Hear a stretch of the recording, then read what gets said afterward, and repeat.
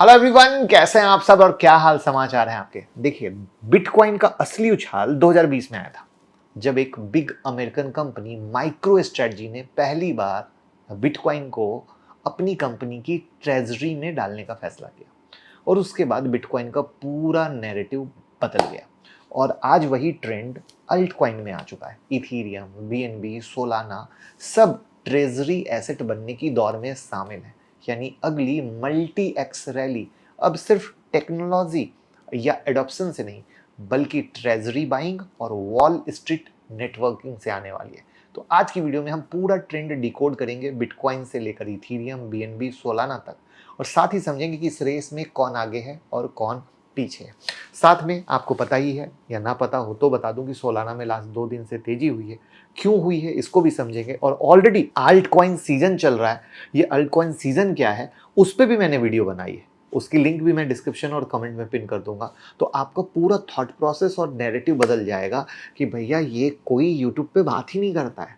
तो भैया जो रियल ट्रेडर होते हैं उन्हीं को ये सब चीज़ पता होती है और तभी उनको ये सब पता होता है। तो भैया मौका मत जाने दीजिए, जल्दी से डेल्टा एक्सचेंज में अकाउंट ओपन करिए। मैं खुद डेल्टा एक्सचेंज में ट्रेड करता हूँ, जहाँ पे फ्यूचर ऑप्शन में बिंदास ट्रेड कर सकते हैं। और इतना स्मूथ प्लेटफॉर्म है, इतनी सारी फैसिलिटी है कि आपको वो कहीं नहीं मिलेगी। लिंक डिस्क्रिप्शन में और कमेंट में पिन है। मेरे लिंक से आप ओपन करेंगे तो ब्रोकरेज में भी डिस्काउंट मिलेगा और बहुत सारी अनलिमिटेड फैसिलिटी मैं देता हूँ सिखाने की। आप कमाएंगे कब, जब सीखेंगे तभी ना। तो वो चीज़ें जब आप हमारे साथ अकाउंट ओपन करते हो तो अनलिमिटेड चीज़ें जो प्रीमियम लोगों को देते हैं जिनका हमारे साथ अकाउंट है, लिंक डिस्क्रिप्शन और कमेंट में है। जल्दी से अकाउंट ओपन कीजिए। पहले बिटकॉइन के एग्जांपल को समझते हैं हिस्ट्री में जाके कि 2020 में माइकल सेन जो माइक्रो स्ट्रेटजी वाले हैं ने बिटकॉइन को ट्रेजरी एसेट बनाया। उस समय बिटकॉइन का मार्केट कैप $200 बिलियन था और आज $2.2 ट्रिलियन से ऊपर है।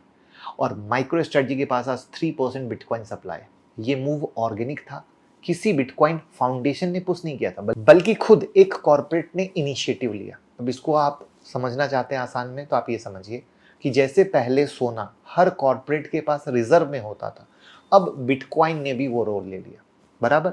तो इम्पैक्ट क्या आया कि बिटकॉइन नैरेटिव डिजिटल गोल्ड से कॉर्पोरेट ट्रेजरी एसेट में बदल गया और वहीं से बुल रन शुरू हुआ।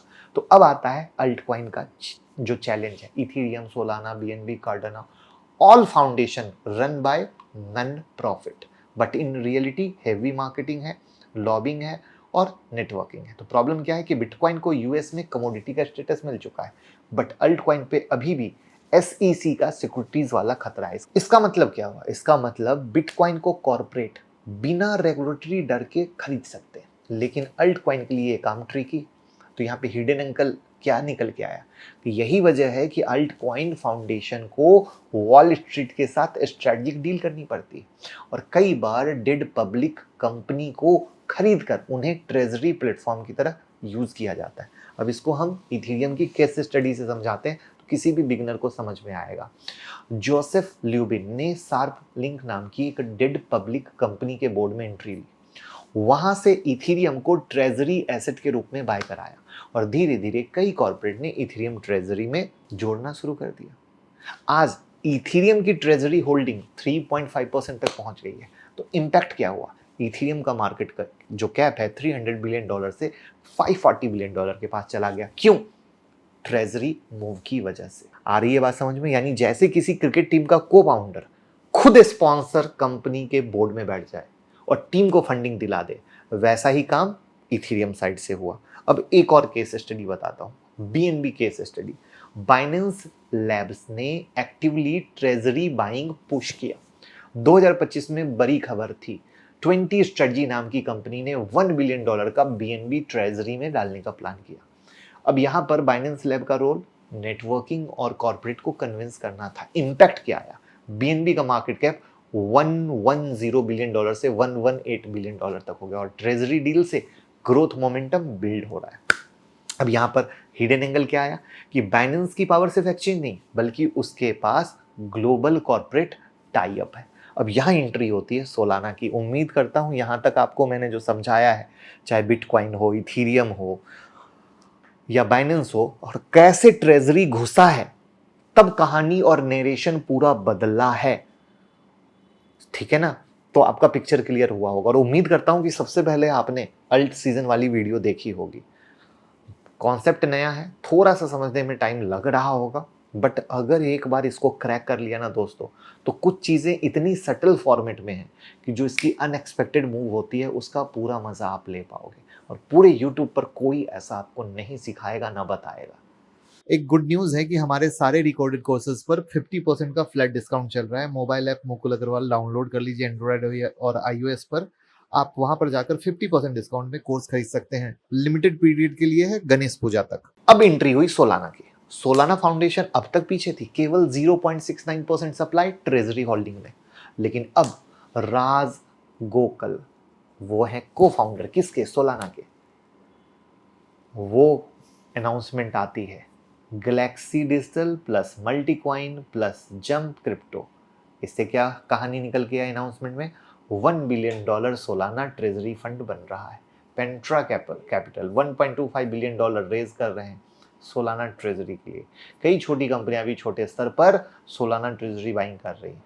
तो सोलाना अब formal corporate dinner, wall street board room और लॉबिंग का जो कल्चर होता है उसमें धीरे धीरे एंटर कर रहा है। तो आप सोचिए कि पहले सोलाना एक स्टार्टअप की तरह अकेला खेल रहा था, अब पूरे कॉर्पोरेट लॉबी ग्रुप के साथ एंट्री कर रहा है। तो अब इससे क्या, बिटकॉइन में जब माइक्रो स्ट्रेटजी ने एंट्री की 10x मार्केट कैप में जंप आया। इथीरियम में जब ट्रेजरी ने एंट्री की तो $300 बिलियन से $540 बिलियन हो गया। बीएनबी में जब ट्रेजरी की एंट्री हुई, ग्रोथ आया, फंड आया। सोलाना अभी सिर्फ 0.69% ट्रेजरी होल्डिंग है, यानी शुरुआत है। अगर वही पैटर्न रिपीट हुआ तो सोलाना का मार्केट कैप कई गुना होगा। सही या गलत? क्योंकि मैं हमेशा डेटा पे बात करता हूं और वो रिपीट होता है। और यहां पर याद रखिएगा, ये जो ट्रेंड है ना सिर्फ सोलाना तक नहीं रहेगा, फिर बहुत सारे अल्ट कॉइन जैसे XRP है, कार्डानो है, पॉलीगोन है, लेयर 2 जैसी है, सबकी फाउंडेशन अब वॉल स्ट्रीट से ट्रेजरी सपोर्ट दिलाने में लग गई, क्योंकि यही तो धंधा है। हुडी बनाने वाले क्रिप्टो ग्रीक सूट पहनकर वॉल स्ट्रीट डिनर अटेंड करने वाले प्रोफेशनल बन रहे हैं। आई बात समझ में? और ट्रेजरी एंट्री होने से मार्केट कैप पंप होगा, लेकिन बीच बीच में स्कैम और क्रैशेस भी होंगे, क्योंकि कई फर्जीवाड़ा होता है। तो बिगिनर को ये समझना जरूरी है कि लॉन्ग टर्म ट्रेंड है, बट वोलेटिलिटी आती रहेगी, यानी बीच बीच में प्रॉफिट लेते रहना है। यहाँ पर असली गेम अब सिर्फ टेक्नोलॉजी का नहीं है, कंपटीशन का है। किस फाउंडेशन की नेटवर्किंग पावर सबसे ज्यादा है। और इनकी स्ट्रेटजी बहुत क्लियर है, डेड पब्लिक कंपनी खरीदेंगे, उन्हें ट्रेजरी बाइंग प्लेटफॉर्म बनाएंगे, लॉबिंग करेंगे, वॉल स्ट्रीट टाइज से बिग कॉर्पोरेट को ऑनबोर्ड करेंगे। सर्वाइवल अब इस बात पे डिपेंड करेगा कि कौन सी फाउंडेशन कितनी गहरी पहुंच रखती है वॉल स्ट्रीट पे। मतलब क्रिप्टो वर्ल्ड अब सिर्फ कोड नहीं, कनेक्शन पर चलेगा। तो दोस्तों, ट्रेजरी बाइंग अब क्रिप्टो का अगला बिग नैरेटिव बन चुका है। बिटकॉइन ने रास्ता दिखाया, इथीरियम और बीएनबी ने फॉलो किया, और सोलाना एंट्री स्टेज पे है जिससे रॉकेट बना हुआ है। रिस्क हाई है, लेकिन ग्रोथ पोटेंशियल भी उतना ही, और जहां हाई रिस्क होता है वहीं ग्रोथ होता है। यानी आल्ट कॉइन अगला सबसे बड़ा थीम है। वाई? ट्रेजरी एसेट बनना और वॉल स्ट्रीट का एडॉप्शन।